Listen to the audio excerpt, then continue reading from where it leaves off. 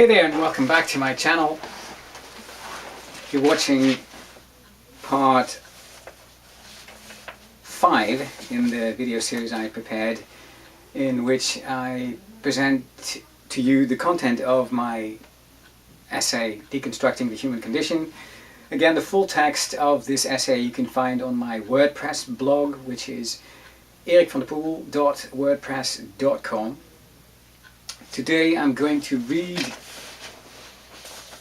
to you a section of chapter 4 of this essay, which is about human reason. Again, I'll just dive into the text. Here goes.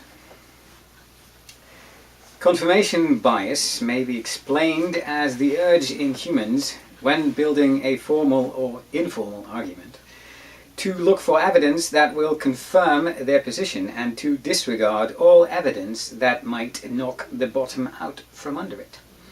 Naturally, this concept is completely alien to us critical and independent thinkers and students of TOK. Abductive reasoning, as in abductive reasoning, possibly a term unbeknownst to you until now, is a method of logical inference preceding deduction and induction as accepted formal reasoning strategies, and its inception, as a concept anyway, is again attributed to Charles Sanders Peirce. The process begins with a creatively and analytically gifted inquirer considering a seemingly random collection of apparently unrelated events, armed with an urgent intuition that his or her observations are not by any means accidental and most definitely connected. Imagine you fell asleep on a warm summer day in a green meadow and opened your eyes to find the scenery covered in a generous coat of fluffy and powdery white substance that feels cold to the touch and makes a distinct crunchy sound underfoot. Provided that you are already acquainted with the realities of this particular meteorological phenomenon, there is a fairly solid probability that you will quickly arrive at the observation that it must have snowed while you were asleep, and you will in all likelihood do so at the expense of alternative scenarios.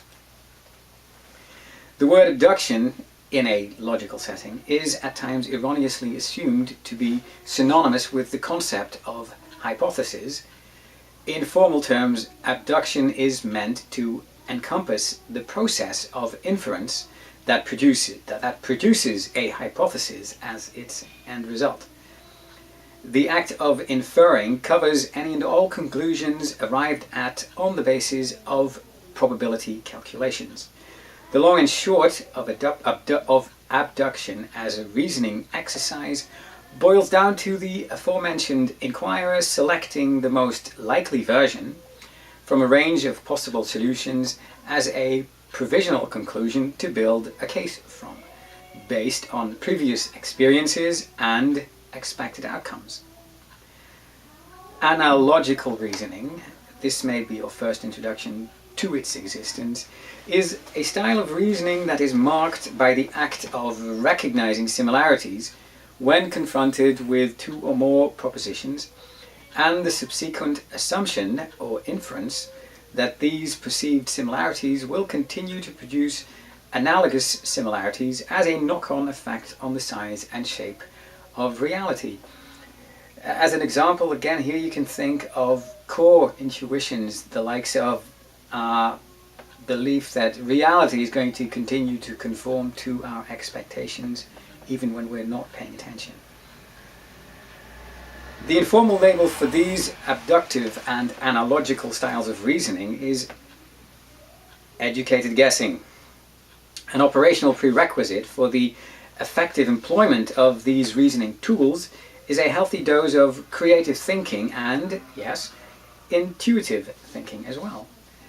Both abductive and analogical reasoning strategies are commonly employed by criminal investigators like Sherlock Holmes and practitioners of diagnostic medicine. You may be familiar with the TV series House. about a Dr. Gregory House, who is a doctor who specializes in diagnostic medicine. At this point, you are invited to consider Occam's razor. Occam's razor is an oft quoted and just as often misinterpreted fundamental tenet from the annals of logic, attributed to a certain William of Occam, a 14th century English logician and Franciscan friar, and it concerns itself with the principle that mathematical entities should not be multiplied unnecessarily, or in layman's terms, when you have two competing mathematical theories that make exactly the same predictions, the simpler one stands a real chance of being the better one.